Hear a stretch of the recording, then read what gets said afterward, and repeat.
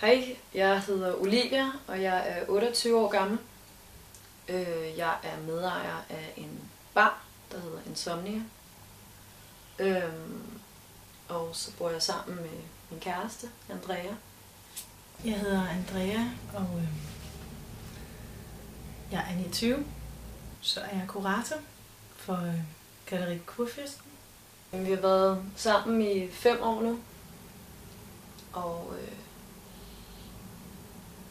ja, hun er fantastisk. Jeg synes, hun er røvlækker. Når man kender hinanden godt, så kan man med et blik sige alt. Olivia vil gerne have børn. Det synes jeg er lidt af planen. Vores sexliv er ret frækt. Nu er vi så begyndt at eksperimentere lidt med